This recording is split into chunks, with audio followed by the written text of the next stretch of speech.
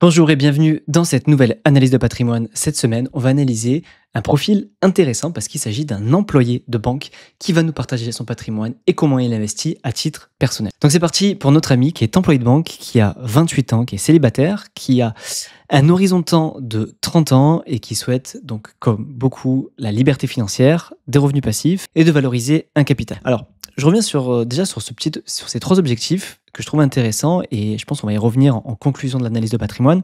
Je trouve que c'est compliqué de mixer les deux, d'avoir et les revenus passifs et le souhait de liberté financière rapide. Généralement, en théorie, dans l'ordre, on va souhaiter accélérer, valoriser le capital, donc essayer d'aller vite, vraiment avoir comme objectif vraiment de croître le capital.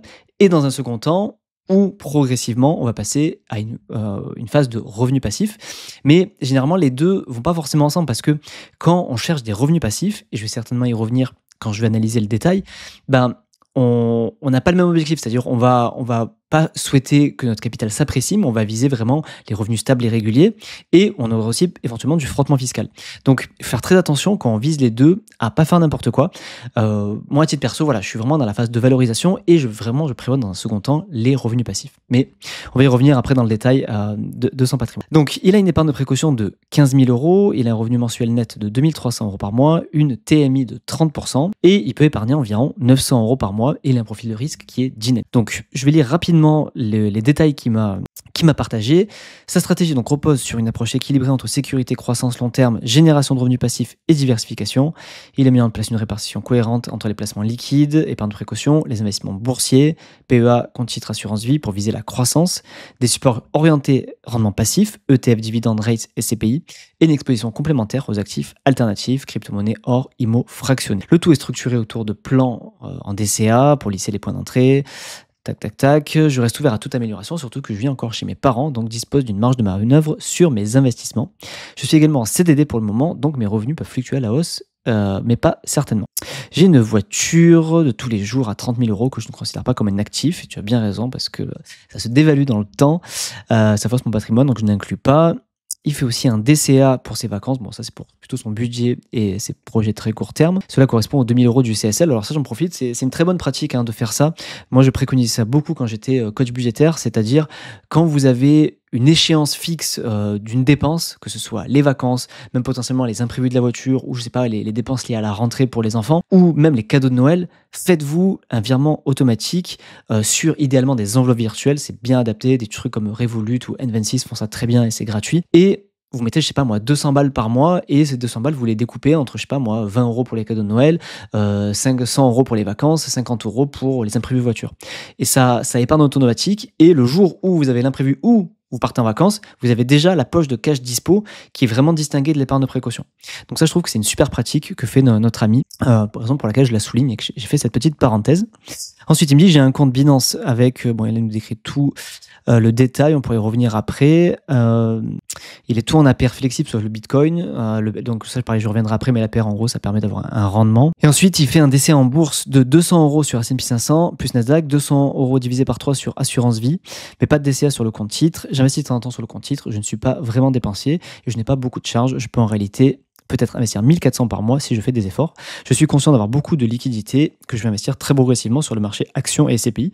Et je réfléchis aussi à une RP quand je partirai de chez mes parents. Bon, super, il m'a donné beaucoup de détails, donc je vais faire comme d'habitude. Je regarde le global, je regarde le détail par actif, et ensuite on revient sur le global pour voir si tout ce qu'il m'a raconté en objectif est cohérent avec ce qu'il a mis en place et qu'est-ce qu'il pourrait éventuellement améliorer. Donc, sur l'allocation par enveloppe, il a bien donc ces 35 000 sur son livret A et LDD. Alors là, je m'arrête déjà quand même tout de suite. On voit qu'il est à 2 300 euros par mois de revenus. Il vit chez ses parents. Alors après, il est en CDD. Donc, je peux comprendre qu'il y a une notion un petit peu de précarité. Mais généralement, ce qui est recommandé, c'est entre 3 et 6 mois de dépenses sur des livrets pour faire face aux imprévus ou potentiellement à une perte d'emploi. Donc après, je ne sais pas à quel point tu peux facilement retrouver du travail, même si je pense que dans la banque, il doit Enfin, ça doit être plutôt bien, mais après, bon, genre, tu connais mieux que moi, je pense. Mais je trouve quand même que l'épargne de précaution est quand même bien costaud. On parle quand même de 35 000, qui est assez costaud. Et voilà, si on s'en tient à la règle que j'ai dit, 2300 euros x 3 ou x 6, on est plutôt entre 7 et 15 000 euros d'épargne de précaution qui pourraient être suffisants pour faire face à ces imprévus, ces dépenses. Et même s'il perd son travail, il a quand même 3 à 6 mois pour revenir, sachant que d'autant plus, il vit chez ses parents, il n'a pas d'enfants, pas d'animaux. Bon, le risque d'imprévu est potentiellement moins important. Dans son cas, bon, il a sa voiture, sa Golf 7, qui, oui, effectivement, s'il y a un problème, ça peut coûter cher, mais encore une fois, ça, il peut le mettre en place, voilà, dans une épargne programmée pour les potentiels imprévus voitures. Donc, voilà, je suis pas convaincu que laisser autant sur le livret LDD soit pertinent, d'autant plus qu'avec les taux qui ont bien baissé, aujourd'hui, on a 1,7%, donc ça reste quand même très, très faible, hein, on bat même pas l'inflation. Donc voilà, je pense qu'une partie pourrait être investie, et même si c'est ce qu'il m'a plutôt dit, hein, il m'a dit que qu'il sait qu'il a pas mal de liquidités, qu'il va l'investir progressivement. Donc je confirme que c'est une très bonne idée. Ensuite, il a 19 000 euros sur un PEA, 5 000 euros sur un compte titre et 4 000 euros, à peu près 4 000 euros sur assurance. Et il a 21 000 euros en SCPI en direct et 10 000 euros en crypto et 2 000 euros en or. Donc du coup, ce qui nous donne sur un patrimoine global, à mon avis, qui est plutôt bien diversifié, on est à, donc, il a à peu près 100 000 euros de patrimoine net avec du coup 38% sécurisé, 30% en bourse, enfin 29% en bourse, 21% en IMO et 12% en exotique.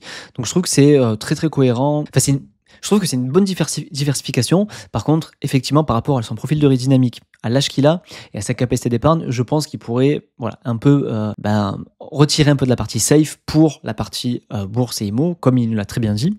Sauf si, attention, il nous a parlé aussi de son projet de RP. S'il a un projet de RP, dans les 1, 2, 3 ans, ça peut être quand même intéressant de garder ces liquidités-là pour un éventuel apport, ou du moins pour montrer à la banque qu'on a du cash pour faire un maximum de levier, bien sûr comme toujours en mettant un minimum de cash si possible. Mais l'allocation est très correcte, et évidemment son allocation sans RP est la même parce qu'il n'a pas encore la RP. Donc en sécurisé, on a vu que c'est sur des livrets, et on va aller voir du coup ce qu'il a fait en bourse. Donc il est à 100% en ETF, et on va regarder un petit peu le détail de son allocation ETF. Alors, il a donc une partie sur le PEA, une partie sur assurance vie, une partie sur compte titre, comme il nous l'a dit. Sur le PEA, il a du S&P 500, du Nasdaq 100 et du Russell 2000. Ensuite, il a du MSCI World ACWI, du MSCI Emerging Market, du MSCI Europe sur l'assurance vie. Et sur le compte titre, il a principalement des ETF Rates. Alors, je lui ai demandé, c'est bien des ETF Rates distribuants qui lui permettent du coup de toucher du revenu passif sur son compte titre. Donc des Rates, je le rappelle, ce sont des foncières cotées. En gros, c'est comme des SCPI, donc c'est-à-dire un parc immobilier généralement d'entreprises qui vont du coup reverser une partie des loyers aux actionnaires, donc comme si tu étais porteur de part de SCPI. Et il a aussi un Eurostoxx Europe distribuant sur le compte titre. Alors il y a pas mal de choses à dire, je trouve, sur ça. Alors déjà, bravo à lui, hein, déjà il s'est lancé. Déjà bravo à lui parce que du coup, alors je ne veux pas être trop médisant envers les employés de banque, mais généralement les employés de banque investissent plutôt dans les produits bancaires, et ils sont pas trop, on va dire, fan des ETF. En tout cas, moi, on m'en a jamais parlé des ETF quand je parlais à un banquier. En tout cas, c'est un très bel exemple qu'un employé de banque investisse 100% d'ETF, et je trouve que ça, c'est très bien. Du coup, ça, sur le global, je vois quelques trucs qui me paraissent un petit peu bizarres ou que je verrais à optimiser. Alors, au risque de me répéter quand je fais des analyses de patrimoine, je trouve dommage de mettre ces deux ETF-là qui sont disponibles sur le PEA, le mettre sur une assurance vie. Parce que tu as exactement les mêmes ETF dispo sur le PEA, mais sans les frais de gestion. Donc je rappelle, les frais de gestion sur une assurance vie, c'est un des plus gros inconvénients. Pour les meilleures assurances vie, on a 0,5% en gestion libre, même si c'est les plus faibles du marché, c'est quand même 0,5% du global qui est prélevé tous les ans. Vous gagnez ou vous perdez de l'argent, c'est des frais qui sont appliqués tout le temps. Alors que sur un PEA, on n'a pas de frais de gestion, du moins sur les PEA, du moins en ligne, et les bons PEA. Donc je trouve ça dommage en fait de mettre des ETF sur une assurance vie. Alors, toujours des exceptions, sauf si vraiment tu as une assurance vie et que tu veux qu'elle soit dynamique, effectivement, mieux vaut mettre des ETF que du fonds euro. Mais voilà, moi je suis plutôt pro utiliser les enveloppes de manière la plus efficiente possible. Et vu que le PEA a les mêmes avantages fiscaux que l'assurance vie, même des meilleurs avantages fiscaux, parce que c'est au bout de 5 ans, bref, il y a d'autres avantages fiscaux, et que tu as les mêmes ETF dispo et que tu n'as pas les frais de gestion, je me dis dommage de ne pas de ne pas les mettre sur le PEA. Et autre exception, si tu vraiment dans étais dans une optique de transmission, l'assurance vie aurait été mieux, effectivement, mais vu que tu as 30 ans, je pense que c'est pas forcément ton cas. Le seul ETF que je garderais, que je trouve intéressant, c'est celui-là, c'est le MSCI World ACWI. Donc je le rappelle, le ACWI, ça veut dire All Country World Index. Et en gros, c'est un MSCI World où il y a les marchés émergents dedans. Donc au lieu d'avoir d'une part le MSCI World et le marché émergent, ça nous permet d'être vraiment ultra diversifié. Et d'ailleurs, j'étais assez surpris de voir qu'une assurance vie le proposait. Il m'a dit qu'il était chez Boursorama quand je lui ai demandé. Donc a priori, l'assurance vie de Boursorama propose cet ETF. Donc celui-là, c'est le seul que je trouve plutôt pertinent parce que dans son assurance vie, parce que c'est un ETF pour le coup qui n'est pas dispo sur le PEA. Donc là, pour le coup, le mettre, c'est une bonne idée. Et du coup, ça confirme le potentiel overlap qu'il y a avec celui-là, parce que le MSCI Emerging Market, il est déjà dans le ACWI. Donc en gros, on a un doublon. Alors, s'il a vraiment une optique de vouloir booster la partie émergente, pourquoi pas? Encore une fois, pourquoi le mettre sur l'assurance vie et pas sur le PEA? Alors, j'anticipe peut-être un commentaire que vous ferez ou que lui me fera quand il verra la vidéo. C'est que, effectivement, sur le PEA, les ETF Emerging Market sont maintenant tous labellisés ESG. Donc, on n'a plus l'indice réel Emerging Market. Donc, ça peut être un problème. Donc, peut-être qu'il me dira en réponse, et du coup, à juste titre, que sur l'assurance vie, c'est un vrai MSCI Emerging Market qui est dispo. Si tel est le cas, je comprendrai son choix de le mettre sur l'assurance vie. Parce qu'effectivement, là, il suit vraiment l'indice Emerging Market. Si par contre, c'est le même ETF qui est dispo sur le PEA, je réitère ce que j'ai dit précédemment, mieux vaut l'avoir sur le PEA, selon moi. Par contre, le MSCI Europe, ça j'en suis sûr, il est dispo sur le PEA. Donc lui, pour le coup, je le mettrai plutôt sur le PEA que sur l'assurance. D'autant plus que dans le World, on a aussi de l'Europe. Donc on peut aussi penser que ça fait un petit peu doublon. Ensuite, sur le PEA, je vois qu'il a du Nasdaq 100, S&P 500 et Russell 2000. Alors, S&P 500, Nasdaq 100, j'en ai déjà parlé plusieurs fois, il y a quand même un overlap qui est assez important. Alors, on est effectivement sur le Nasdaq 100, on est vraiment axé tech, alors que sur le S&P 500, c'est beaucoup plus large et diversifié, mais on est quand même sur des ETF qui sont quand même très très similaires. Si demain les Magnificent Seven s'écroulent, tes deux ETF ils vont prendre aussi cher, alors plus cher sur le Nasdaq parce que c'est encore plus concentré. Mais voilà, pareil, encore une fois, je trouve ça un petit peu dommage de mettre ces deux ETF en même temps. Si à la limite tu mettrais un MSCI World et tu venais mettre du Nasdaq pour booster la partie tech, ça s'entendrait un peu mieux parce qu'il y aurait moins d'overlap, je trouve, que quand tu mets du S&P 500 et du Nasdaq 100. Et ensuite, il a du Russell 2000. Alors là, du coup, en termes d'overlap et diversification, c'est beaucoup mieux. Il n'y a pas d'overlap du tout parce qu'on n'est pas du tout sur le même indice ni sur les mêmes boîtes suivies. Et en termes de diversification, du coup, il s'expose aux small cap américaines. Donc, l'idée de diversification est très bonne, mais pareil, je l'ai déjà dit sur un autre épisode, je crois, mais je vais le répéter, je ne suis pas très fan de cet ETF, du moins de cet indice suivi. Pourquoi? Parce que le Russell 2000, c'est un indice qui va suivre les entreprises américaines classées de la 1000e capitalisation à la 2000e capitalisation. Donc, très bien, on se dit que c'est les petites boîtes américaines et c'est un secteur du marché qui n'est pas représenté par les indices classiques. Mais moi, il y a quelque chose qui me dérange là-dedans, c'est que on perd tout l'intérêt de l'ETF et de la fonction auto-nettoyante d'un ETF. Généralement, ce que je dis et ce que la plupart des gens disent sur l'avantage de l'ETF, c'est que on garde les meilleurs élèves. Quand on est sur le S&P 500, on a les 500 meilleures boîtes. S'il y en a une qui va mal, elle performe moins, elle sort de l'indice, elle est remplacée par un meilleur élève, donc une meilleure action. Sur le Russell 2000, pour moi, on a un peu tout l'inverse en fait. Parce que l'entreprise qui a été classée 900e et qui continue d'engringoler et du coup qui arrive entre la 1000 et 2000e, du coup on récupère un perdant. On récupère une boîte qui va mal. Donc potentiellement, on va récupérer aussi ses mauvaises pertes. Et à contrario, on a une boîte qui est 1500e en capitalisation, elle performe super bien, on capte un peu de son potentiel de croissance et boum, dès qu'elle sort de cet entre-deux entre 1000 et 2000, du coup on perd.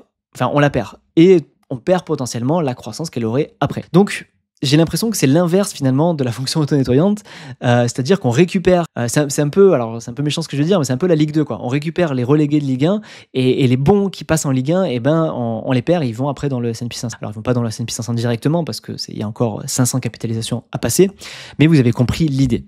Donc moi c'est la raison pour laquelle je ne suis pas fan de cet indice.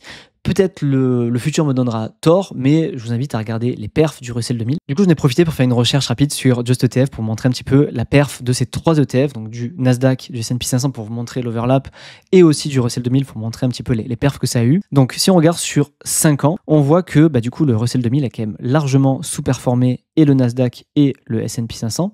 On est à plus 53% pour le Russell, plus 82 pour le S&P 500 et plus 120 pour le Nasdaq. Et si on regarde, on va dire sur le max du moins d'historique, bon, on voit que la performance elle est encore plus marquée. On est quasiment x2 sur le S&P 500 par rapport au Russell 2000 et bon, à x4 sur le Nasdaq. Donc, voilà, je dis pas que ça a pas, il y aura pas un rattrapage par la suite du Russell 2000, mais en tout cas, il a sous-performé là sur les 10 dernières années. Et je voulais vous montrer rapidement l'overlap qu'il y a sur le S&P 500 et le Nasdaq pour que vous voyez un petit peu ici sur les deux colonnes. Alors désolé pour ceux qui sont en podcast, sur YouTube, vous voyez le top 10 ici vous voyez donc S&P 500, ici Nasdaq, et vous voyez le top 10. Vous voyez que le top 10, il est étonnamment très similaire. On a Nvidia en premier, Microsoft en deuxième, Apple en troisième, Amazon en quatrième.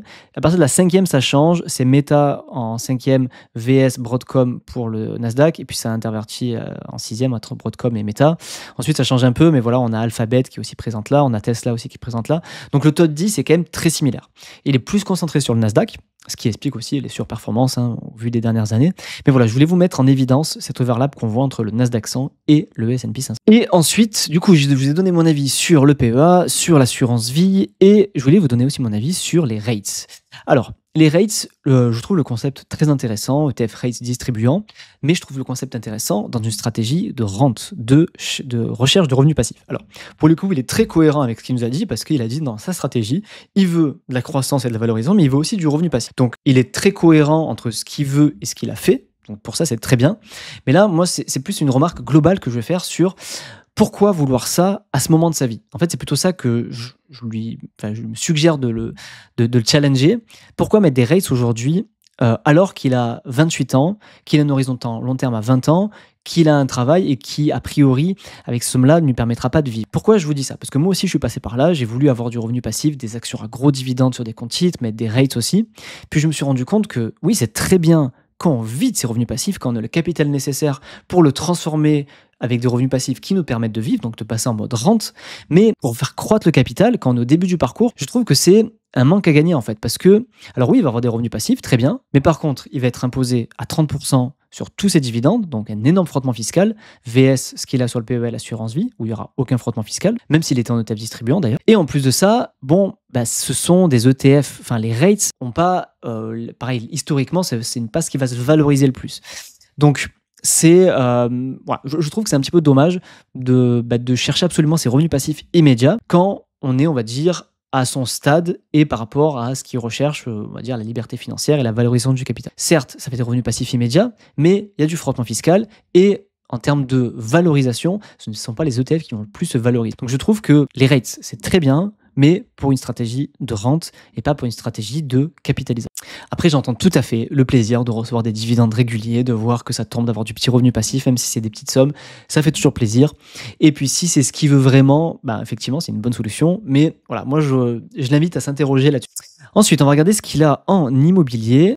Allez, juste pour finir, voilà, celui-là, je ne le comprends pas par contre, pourquoi il a un Eurostoxx Europe distribuant sur le compte titre. Parce que pour le coup, des ETF européens sur le PEA, il y en a pléthore, même en réplication physique, en distribution en physique. Et là, pour le coup, je ne vois pas l'intérêt de le mettre sur le compte titre parce que là, il paye de la flat tax alors qu'il pourrait avoir exactement le même sur le PEA sans impôt. Et il pourrait réinvestir les gains dans les autres ETF ou n'importe où ailleurs.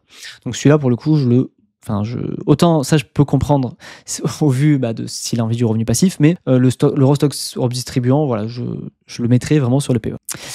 Ensuite, sur l'immobilier, il investit via Louvinvest sur des SCPI, donc Iroko, Zen, Remake Live et Quorum Origin. Encore une fois, je dis pas que c'est pas bien, c'est de très bonnes SCPI et c'est bien de mettre la main à la pâte. Je suis moi-même très pro SCPI, mais encore une fois, voilà, il est imposé, il est en TMI 30% et il va payer des impôts. Il va payer des impôts, donc il y aura du frottement. Après, ça reste une très bonne façon de s'exposer à l'immobilier. En plus, il a pris des très bonnes SCPI, donc c'est pas un mauvais choix. Mais je l'interroge encore une fois sur l'objectif capitalisation vs rente. Certes, sur une assurance vie, tu auras beaucoup moins de choix de SCPI. Alors, quoique maintenant, tu as Iroko et Remake de dispo, mais tu n'auras pas Quorum et tu n'auras pas d'autres. Mais sur l'assurance vie, pour le coup, tu vas pouvoir capitaliser. Alors, il y a d'autres inconvénients avec l'assurance vie, tu as les frais de gestion, tu as aussi les frais d'entrée qui sont appliqués directement, tout ça.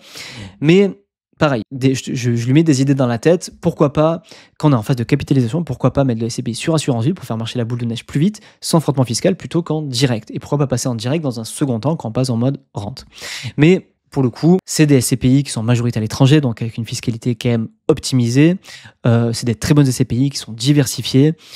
Moi, le seul truc que j'aurais fait à sa place, j'aurais peut-être inversé les pondérations dans le sens où, certes, Quorum a un moins bon rendement qu'Iroko et Remake, mais Quorum aussi est plus ancienne, plus solide, plus résiliente. Enfin, peut-être que Iroko et Remake le seront dans 10 ou 15 ans, mais c'est quand même des CPI assez récentes, qui sont quand même sans frais d'entrée, donc avec un nouveau concept. Alors attention, c'est des CPI que j'adore, des CPI que j'ai à titre perso, hein, mais c'est vrai que voilà, j'aurais plutôt tendance à avoir une SCPI de fonds de portefeuille type Quorum en plus grande, en pondération plus importante plutôt que Iroko et Remake, sachant que c'est quand même deux SCPI qui se ressemblent dans les actifs sous-jacents que voilà, dans la façon de faire avec le fait que ce soit sans frais d'entrée. Mais pour le coup, 3 très bonnes SCPI, très bien diversifiées, donc rien à redire sur le choix des SCPI. Voilà, juste voilà, encore une fois, l'idée de est-ce que c'est mieux de toucher les revenus passifs maintenant que plus tard, même si voilà, ça reste quand même bien optimisé fiscalement et ça reste de très bonnes SCPI choisies, donc pourquoi pas.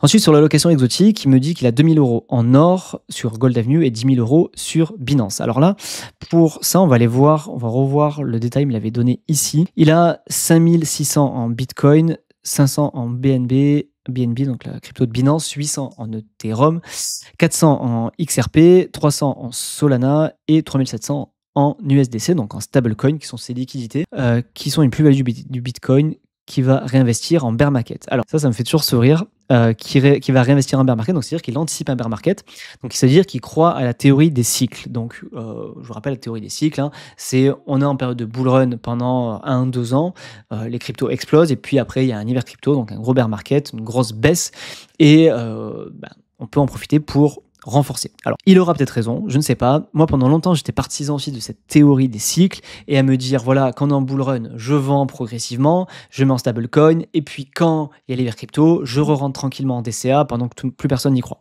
C'est ce que j'ai fait entre le cycle de 2021 et 2024, ça a plutôt bien marché. Par contre, est-ce que là, cette année, en 2025, on va repartir en bull run? Alors, pour l'instant, ça va plutôt bien, du moins, à l'heure où j'enregistre cette vidéo, c'est quand même plutôt bien parti, mais on n'en sait rien. Est-ce qu'il y aura encore ces cycles, vu que tout le monde les attend? Est-ce que c'est pas déjà pricé? Est-ce que c'est pas trop évident maintenant? Je n'en sais rien. Voilà. Je m'attarde juste sur cette phrase qu'il a dit, que je vais réinvestir en bear market. Je pense qu'il faut faire attention aux certitudes. On n'a aucune idée s'il va réavoir un bear market, quand il aura lieu. Donc voilà. Moi, je sais qu'à titre perso, et j'en ai fait une vidéo dernièrement, j'ai dit que j'arrêtais d'être intercycle. Je l'ai fait une fois, ça a marché. Peut-être que cette fois-ci, je me plante, je devrais vendre mes bitcoins maintenant et puis les racheter en bear market s'il y en a un. Mais en fait, j'ai tellement j'en sais tellement rien qu'en fait j'ai arrêté d'essayer de croire qu'il y aura des cycles et je continue moi à faire mon DCA sur le Bitcoin, quelles que soient les conditions de marché. Tant pis, je perdrai peut-être moins 40, moins 50% si bear market il y a, mais je ferai quand même mon DCA. Et puis si ça monte, je le continuerai aussi, mais évidemment ça reste que voilà, ma stratégie, mes convictions personnelles, hein, vous n'avez pas à me suivre bêtement là-dessus. Donc voilà, en tout cas, il a un très beau patrimoine en crypto, enfin il a même un très bon patrimoine, très bien diversifié, très très bien. Voilà, il y avait juste quelques petits ajustements sur les ETF, voilà, qui sont pas du tout des erreurs ou des fautes, hein, c'est déjà très très bien ce qu'il a fait. Déjà, il est plutôt pro ETF pour un employé de banque, je tiens encore à lui tirer mon chapeau là-dessus. Il a bien diversifié, en fait, il a respecter ses objectifs. Il était très très cohérent avec ses objectifs et ça, je trouve ça très bien. Voilà, moi, les petits ajustements, je les répète, c'est que les ETF dispo sur le PEA, je les mettrai pas sur l'assurance vie pour éviter les frais de gestion. Et voilà, je suis pas très très fan des rates, du moins dans la phase de valorisation, mais s'il tient à avoir les revenus passifs immédiats, ça reste très cohérent, ça reste une très bonne stratégie, d'autant que ces rates, ils sont très diversifiés entre monde, Asie et Europe. Pour terminer, on va aller regarder, du coup, on va revoir un petit peu ce qu'il m'a raconté et voir si c'est cohérent et ce qu'il peut vraiment améliorer. Il a dit que sa stratégie repose sur une approche équilibrée entre sécurité, croissance long terme et génération de revenus passifs et diversification. Pour le coup, il a très bien fait, et c'est très bien fait. Il a mis une répartition cohérente entre les placements liquides, les investissements boursiers pour viser la croissance, des supports orientés rendement passif, ETF dividende rates et CPI. Donc, comme je l'ai déjà donné mon avis là-dessus, et une exposition complémentaire aux actifs alternatifs, crypto-monnaies hors IMO fractionné. Alors, il ne nous a pas mentionné l'IMO fractionné dans le tableau pour le coup. Le tout est structuré autour d'un plan d'investissement, DCA pour lisser les points d'entrée, limiter les risques de marché. Donc, jusque-là, la stratégie, je trouve que son allocation est vraiment très diversifiée, très intelligemment fait, avec des actifs très passifs, en DCA. Donc moi, jusque-là, je trouve qu'il coche vraiment toutes les cases du bon élève, en tout cas. Et ensuite, il me dit, bon voilà, après il me décrit donc la partie de son épargne pour la voiture, la partie de son pour la crypto, et puis aussi il nous précise qu'il est conscient d'avoir beaucoup d'idées, qu'il va investir très progressivement sur le marché en actions SCPI, et il réfléchit à l'ARP. Donc pour le coup, pas grand chose à redire finalement, même en relisant ses objectifs. Voilà, globalement, voilà, un peu trop de liquidités, je les investirai progressivement sur le marché comme il a très bien dit, donc je suis en phase avec ce qu'il dit. La seule question à se poser, c'est quand il prévoit sa RP. S'il la prévoit bientôt, plutôt consolider son épargne court terme sur des livrets ou sur des comptes à terme pour faire un apport pour sa RP et mettre le moins possible, mais du moins faire jouer un max l'effet de levier. Et encore une fois, moi je l'invite à s'interroger à 28 ans sur est-ce que ça vaut vraiment le coup de mettre le paquet sur les actifs à revenu passif immédiat, type actions à dividendes, type ETF distribués en dividendes comme les REITs, et même des SCPI, vraiment s'interroger là-dessus. Voilà, par rapport au fait qu'ils sont en TMI à 30%, du moins qu'il y aura un frottement fiscal quand même important. Et je l'invite, voilà, à voir si ça vaut pas le coup plutôt qu'ils mettent le paquet sur l'aspect capitalisation et donc plutôt ETF, PEA, éventuellement SCPI sur assurance vie. Bon, la crypto, pas trop de sujets, mais voilà. C'est la seule question que je l'invite à se poser et éventuellement voilà, revoir sur la partie bourse. Voilà, est-ce que ça vaut vraiment le coup d'avoir du Emerging Market et du Europe sur l'assurance et aussi l'Eurostoxx Europe distribuant sur le compte titre, si bien sûr ces mêmes ETF sont dispos sur le PEA. Voilà, c'est tout pour cette analyse de patrimoine. J'espère qu'elle vous a plu. N'hésitez pas à me dire en commentaire ce que vous en avez pensé. N'oubliez pas à vous abonner à la chaîne. Ça prend 1 seconde, mais c'est très important pour moi. Faites les abonnés, c'est ce qui permet de renforcer ma crédibilité pour inviter des invités de plus en plus prestigieux et aussi d'avoir du sponsoring et ce qui permet de faire vivre cette chaîne. Donc ça prend pas beaucoup de temps. Un petit like, un abonné, éventuellement un commentaire sur Apple Podcast ou Spotify pour ceux qui écoutent en podcast. Ça m'aide énormément, vous vous rendez pas compte, donc je compte sur vous pour le faire. Sur ce, merci beaucoup de m'avoir écouté jusqu'au bout. S'il y en a qui veulent que j'analyse leur patrimoine, le lien pour faire la demande est dans la description, et si vous voulez télécharger mon outil de suivi patrimonial, c'est dans la description et complètement gratuit. Sur ce, je vous dis à la prochaine pour un nouvel épisode.